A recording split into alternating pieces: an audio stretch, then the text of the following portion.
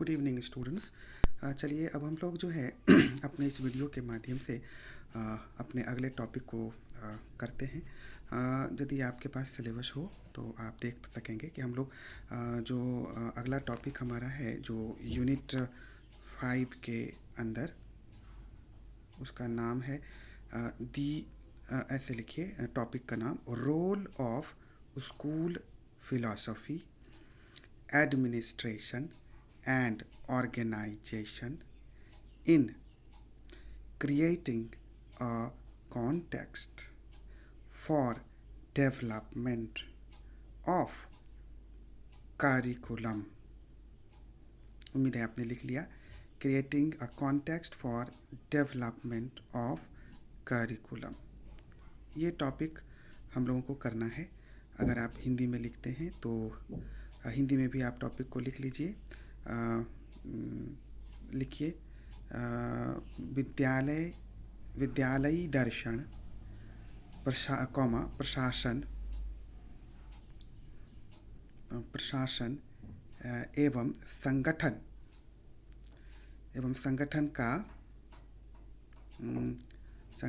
का पाठ्यक्रम विकास में भूमिका। पाठ्यक्रम विकास में भूमिका, ऐसा करके आप बना लीजिए और उसको अंडरलाइन कीजिए। अब चलिए इस सेक्शन से प्रश्न क्या पूछ सकता है तो उसको ज़रा हम लोग लिखते हैं। तो प्रश्न जो पहले हिंदी में पूछा जाएगा उसको नोट डाउन करिए। जैसे कि पूछा जा सकता है आपको कि विद्यालयी दर्शन प्रशासन एवं संगठन कैसे विद्यालयी पाठ्यक्रम आदर्श विद्यालयी पाठ्यक्रम को विकसित करने अथवा अथवा इसे आदर्श ढंग से क्रियान्वित करने में अपनी भूमिका निभाते हैं, व्याख्या करें। उसी तरह से आप अपना अंग्रेजी में भी प्रश्न अगर लिखना चाह रहे हैं आप लिख लीजिए। अंग्रेजी में जो प्रश्न होगा वो इस प्रकार होगा कि what role school philosophy administration and organization play in creating a context for developing an ideal curriculum or in conducting the curriculum successfully। Question mark दीजिए। conducting the curriculum successfully, explain with the help of valid points। तो ऐसा करके आप जो है अंग्रेजी में भी अपना प्रश्न तैयार कर लीजिए। अब आइए इस प्रश्न का उत्तर हम लोग तैयार करते हैं। कैसे उत्तर लिखेंगे तो उत्तर में सबसे पहले परिचय देंगे। परिचय इंट्रोडक्शन लिख लीजिए। परिचय इंट्रोडक्शन। अब इसको एक्सप्लेन करने से पहले हम चाहेंगे कि आप ये समझ लें कि ये टॉपिक के अंदर या इस टॉपिक के अंदर होने क्या वाला है, किस लिए इस टॉपिक को डाला गया और इस टॉपिक का दायरा क्या होगा, क्या ये टॉपिक कहना चाहता है, किन चीज़ों पर फोकस करना चाहता है। ज़रा इसको बड़ी गहनता से समझने की ज़रूरत है, क्योंकि अगर इसे आप नहीं समझेंगे और बिना समझे अगर रट्टा मार विधि से इस प्रश्न को तैयार करेंगे तो इसमें आपको दिक्कत आएगी समझने में। इसीलिए पहले इसके कॉन्सेप्ट को समझिए, क्या बोलना चाहता है यह टॉपिक आपसे और किस बिंदु पर फोकस करना चाहता है। तो इसको ज़रा समझने के लिए आप ज़रा सा मैं एक्सप्लेन कर रहा हूँ, पहले उसको ध्यान से सुनिए और समझने की चेष्टा कीजिए। देखिए आदर्श पाठ्यक्रम का विकास करना या उसका निर्माण करना, इस प्रक्रिया में जो विद्यालय का दर्शन है स्कूल फिलॉसफी और उसका जो प्रशासन है एडमिनिस्ट्रेशन और जो संगठन है ऑर्गेनाइजेशन विद्यालय संगठन, ये क्या महत्वपूर्ण रोल प्ले करते हैं या कैसे प्ले करते हैं, महत्वपूर्ण भूमिका कैसे निभाते हैं, यही समझना है हमको।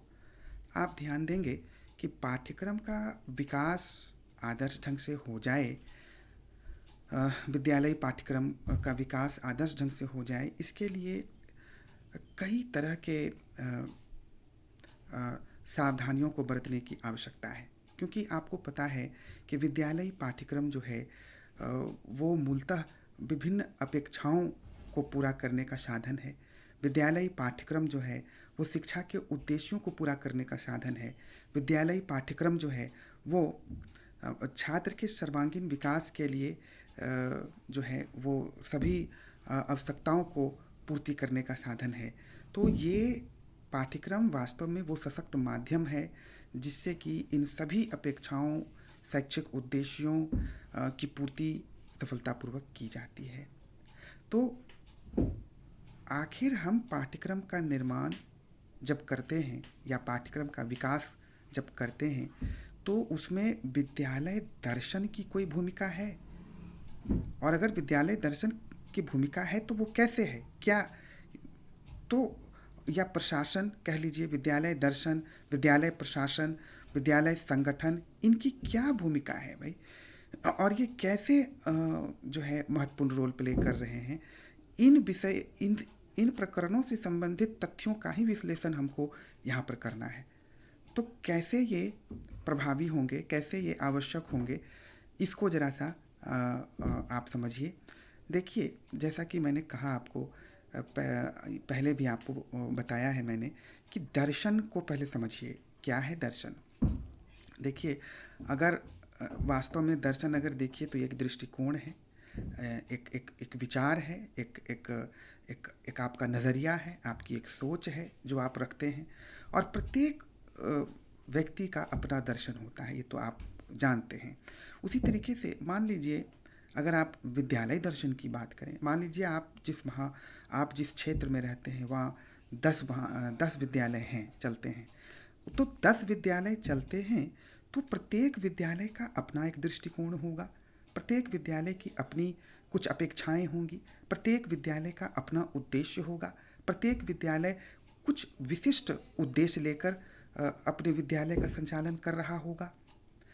तो ये जो भिन्नता पाई जाएगी, ये जो अंतर पाया जाएगा विद्यालय के दर्शन में, तो वो कहीं ना कहीं उसके यहाँ विकसित हो रहे या उसके यहाँ संचालित हो रहे पाठ्यक्रम पर अपना प्रभाव निश्चित रूप से छोड़ेगा। देखिए, आप यदि कल्पना कीजिए कि आप यदि एक विद्यालय खोलना चाहते हैं, इस्टेब्लिश करना चाहते हैं, तो आप जब विद्यालय को खोलेंगे, मान लीजिए आप ही सर्वे सर्वा हैं, आप उस विद्यालय के डायरेक्टर हैं, आप ऑल इन ऑल हैं, तो ये बहुत कुछ निर्भर करेगा कि आपकी सोच कैसी है, क्योंकि आपकी सोच से ही ये समझ आएगा कि आप किस तरह के विद्यालय की स्थापना करना चाहते हैं। मतलब दर्शन आपका क्या है, तो वही जो आपकी सोच होगी, क्योंकि आप संचालन करता हैं, आप संचालक हैं, तो आपकी सोच ही विद्यालय के लिए विद्यालय दर्शन का निर्माण करेगी। मतलब कि वह विद्यालय किन उद्देश्यों को लेकर चलेगा, उसका नज़रिया क्या होगा, उसका दृष्टिकोण क्या होगा। मान लीजिए यदि आप अपने विद्यालय की स्थापना आदर्श ढंग से करना चाहते हैं, आप अपने यहाँ अपने विद्यालय में वो सभी सुविधाएं अपने छात्रों को प्रदान करना चाहते हैं। आपका मकसद या आपके विद्यालय का मकसद यह नहीं है कि हम केवल धनार्जन करें, बल्कि आप वास्तव में शिक्षा देना चाहते हैं, वास्तव में एक आदर्श शिक्षा शैक्षिक व्यवस्था का निर्माण करना चाहते हैं। आप चाहते हैं कि आपका विद्यालय क्षेत्र में जितने भी विद्यालय हैं उन सबसे अलग हो, आपका विद्यालय ऐसा हो, आपका विद्यालय एक ऐसा स्थान बने जहाँ पर सभी जाति, धर्म या संप्रदाय के छात्रों को समान रूप से शिक्षा प्राप्त करने का अवसर प्राप्त हो सके, किसी के साथ भेदभाव न किया जाए। आप चाहते हैं कि छात्र को क्रिया करके सीखने का अवसर मिले, छात्र के ज्ञान में वृद्धि हो, उनका ज्ञानात्मक विकास हो जाए, छात्र सर्वांगीण विकास हो छात्र के व्यक्तित्व का आदर्श ढंग से विकास हो, छात्र आत्मनिर्भर बने, ऐसी शिक्षा आप प्रदान करना चाहते हैं। छात्र को व्यावसायिक शिक्षा देना चाहते हैं, छात्र को आप बौद्धिक स्तर पर मजबूत बनाना चाहते हैं। आदर्श शारीरिक शिक्षा, मानसिक शिक्षा, राजनीतिक शिक्षा, सामाजिक शिक्षा, इन सभी तरह की शिक्षाओं से उसे परिपूर्ण करना चाहते हैं। आप चाहते हैं कि छात्र को इतना आप सक्षम बना दें, उनमें उन सभी गुणों और कौशलों का विकास कर दें ताकि वो अपने आने वाले भावी जीवन में जो है सफलता प्राप्त कर सके और सफलता के साथ एक समृद्ध जीवन जी सके। यह आपका उद्देश्य है, आपके विद्यालय का यही दर्शन है। आप चाहते हैं कि इस ढंग का हम एक विद्यालय स्थापित करें, तो निश्चित रूप से आपका ये जो आपने आपके विद्यालय की जो सोच है, ये जो आपके विद्यालय का जो दृष्टिकोण है, या जो आपके विद्यालय का जो परिप्रेक्ष्य है, या जिस उद्देश्य के लिए आपने विद्यालय को स्टैब्लिश किया है, आपने स्थापित किया है, तो निश्चित रूप से यह आपके विद्यालय दर्शन को परिलक्षित करेगा, इंडिकेट करेगा। और जब आप इस तरह के दर्शन रखेंगे, इस तरह की सोच रखेंगे, विचार रखेंगे, आपके इस तरह के आपका दृष्टिकोण होगा, तो निश्चित रूप से इसका प्रभाव कई चीज़ों पर पड़ेगा। क्योंकि आपकी सोच ऐसी है, आप इन उद्देश्यों को प्राप्त करना चाहते हैं, आपका नज़रिया इतने सारे उद्देश्यों को प्राप्त करना है, तो निश्चित रूप से इसका प्रभाव पाठ्यक्रम विकास पर पड़ेगा। क्योंकि आप निश्चित रूप से एक ऐसे पाठ्यक्रम को विकसित करना चाहेंगे जिसमें कि आपके इन सभी दृष्टिकोणों को पूरा करने की क्षमता हो। निश्चित रूप से आप ऐसे पाठ्यक्रम की वकालत करेंगे, एक ऐसे पाठ्यक्रम के संचालन के लिए बल देंगे अपने यहाँ पर, जो कि आपके इन सारे उद्देश्यों की पूर्ति करे, जो आपके इन सारे अपेक्षाओं पर खरा उतरे। तो निश्चित रूप से जो एक आदर्श पाठ्यक्रम के विकास की कल्पना को साकार करने में विद्यालय का जो आदर्श दर्शन है, वो बहुत बड़ा रोल प्ले करेगा। अगर आप देखें एडमिनिस्ट्रेशन, प्रशासन और संगठन, क्या इसकी भी कोई भूमिका है? तो निश्चित रूप से इसकी भी देखिए, कोई भी इकाई आप ले लीजिए जो कार्य करता है। जैसे मान लीजिए अगर आप एक विद्यालय को लेते हैं, तो विद्यालय में पहले तो एक ऐसा यूनिट है, विद्यालय में एक ऐसे लोगों का समूह पाया जाएगा जो प्रबंधन में शामिल होंगे। प्रबंधन का काम क्या है? वो सब दिशा निर्देश तय करेंगे, वो उन सभी आवश्यक विषय वस्तुओं को तय करेंगे कि हमें क्या करना है और किन उद्देश्यों की प्राप्ति करनी है। नीतियों का निर्धारण करेंगे कि हम कैसे इन उद्देश्यों की प्राप्ति करेंगे, इसका निर्धारण हो जाएगा प्रबंधन द्वारा। लेकिन जब आप, तो इसमें निश्चित रूप से आपकी जो फिलॉसफी है, आपके विद्यालय का जो दर्शन है, वो मेजर रोल प्ले करेगा, इम्पॉर्टेंट भूमिका निभाएगा। लेकिन ठीक है, आपके प्रबंधन समिति ने आपके विद्यालय दर्शन के अनुरूप नीतियों का निर्माण तो कर लिया कि ठीक है हम ये काम करेंगे, लेकिन आखिर उसको क्रियान्वित कैसे किया जाएगा? कौन है जो इसे क्रियान्वित करेगा? तो निश्चित रूप से जो प्रशासन है, जो एडमिनिस्ट्रेशन है, आपका ऑर्गेनाइजेशन, ये क्या करेंगे? यही जो है उन जो बनाए गए नीति हैं, जो दार्शनिक पक्ष हैं, उसकी पूर्ति के लिए वो कार्य अगर कोई करेगा, नियमों का बनाए गए नियमों को संचालित करने में जो महत्वपूर्ण भूमिका निभाएगा, वो एडमिनिस्ट्रेशन है, वो प्रशासन है। क्योंकि प्रशासन अगर दृढ़ होगा, प्रशासन अगर सक्षम होगा, बनाए गए या जो भी विद्यालय दर्शन की अपेक्षाएं हैं, या जो भी आपका जो विद्यालय का जो दर्शन है, उनको पूरा करने में जो प्रशासन की भूमिका होगी, संगठन की भूमिका होगी, वो बहुत महत्वपूर्ण होगी। क्योंकि आप केवल हमें ये अचीव करना है, ऐसा केवल सोच कर नहीं रह सकते, बल्कि उसकी पूर्ति करनी पड़ेगी आपको, और उसकी पूर्ति के लिए आपको बनाए गए योजना के अनुरूप कार्य करना पड़ेगा। तो प्रशासन उन बनाए हुए नीतियों का, उन विद्यालय दार्शनिक पक्षों का, उसे वास्तविक रूप में कन्वर्ट करेगा। इसीलिए निश्चित रूप से जब आदर्श विद्यालय दर्शन होगा, और जब निश्चित रूप से प्रशासन और संगठन जो है विद्यालय का वो सक्षम होगा, तो इसका प्रभाव सीधे सीधे इस पर ऐसा पड़ेगा कि आपके यहाँ जो पाठ्यक्रम का विकास होगा, वो बड़े ही आदर्श ढंग से होगा। आपके यहाँ जो पाठ्यक्रम का संचालन होगा, वो बहुत आदर्श ढंग से होगा। तो इस प्रकार से आप देखते हैं कि हम ये समझ पाएंगे कि भाई स्कूल एडमिनिस्ट्रेशन का, स्कूल के फिलॉसफी का, स्कूल के ऑर्गेनाइजेशन का निश्चित रूप से एक आदर्श पाठ्यक्रम के निर्माण में बहुत बड़ी भूमिका है। क्योंकि ये वे बिंदु हैं, ये वे कारक बनेंगे जो कि आदर्श पाठ्यक्रम को निर्मित करने के लिए व्यापक दिशा निर्देश प्रदान करने का कार्य करेंगे। क्योंकि आदर्श विद्यालय दर्शन अपनी अपेक्षाओं को आदर्श विद्यालय प्रशासन अपने जितने भी अपेक्षाएं हैं, संगठन के जितनी अपेक्षाएं हैं, उन सब की पूर्ति वास्तव में अगर होगी तो विद्यालय पाठ्यक्रम की सहायता से ही होगी। इसीलिए हम यह कह सकते हैं कि इनका बेहद महत्वपूर्ण इनकी इनकी भूमिका होगी एक आदर्श पाठ्यक्रम के निर्माण में और अथवा इनके संचालन में। तो इस प्रकार से हम इसके महत्व को समझ सकते हैं। तो इसी पर हम लोग जो है केंद्रित करेंगे अपने पूरे आंसर को। तो चलिए यही हमारा दायरा होगा कि कैसे जो विद्यालय दर्शन है वो हेल्प करता है, वो एक कारण बनता है एक आदर्श पाठ्यक्रम के निर्माण में। तो इन चीज़ों को हम लोग यहाँ पर डिस्कस करेंगे। फिर प्रशासन और संगठन के कार्यों के भी हम लोग का भी मूल्यांकन करेंगे कि उनके कार्य भी कैसे अंततः जो है आदर्श पाठ्यक्रम के निर्माण में सहायक की भूमिका निभाती हैं, तो या संचालन में सहायक की भूमिका निभाती है। तो यही हमारा दायरा होगा।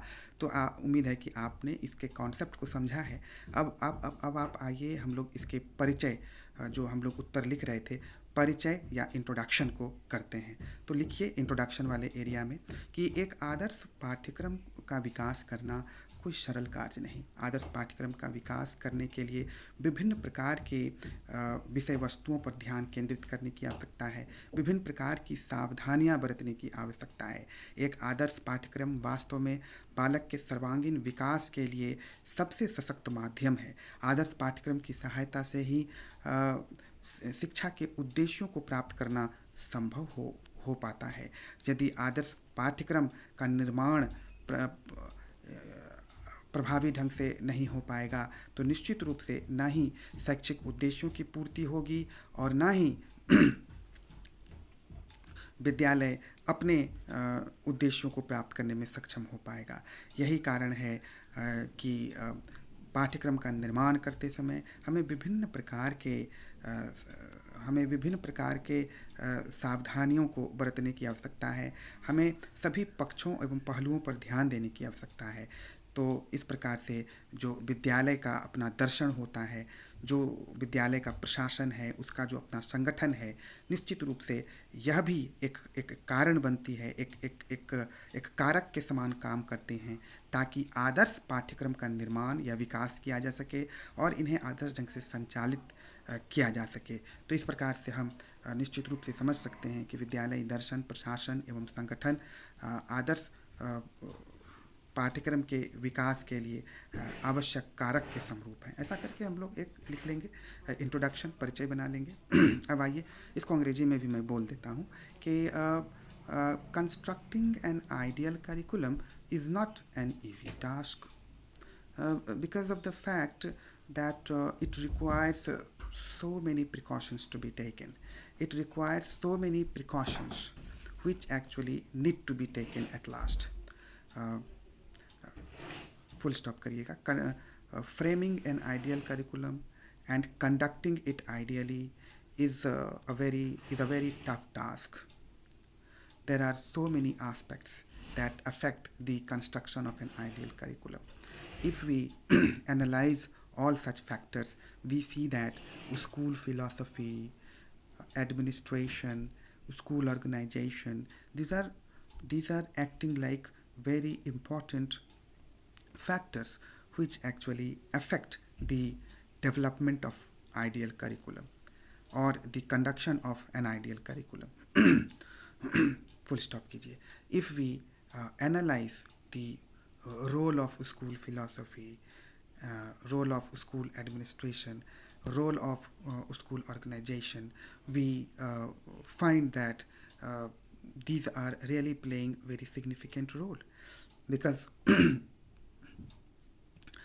with the help of an ideal curriculum, actually multi-dimensional objectives are being achieved, the educational goals are being achieved, the expectations of the students, teachers, parents, society are being achieved successfully. Not only this, with the help of an ideal curriculum, ultimately the all-round development goal of all-round development is being fulfilled. So we see that the expectations are very high from an ideal curriculum. So we need to take very good care about all the aspects which may be related with school philosophy, which may be related with school administration and organization, etc.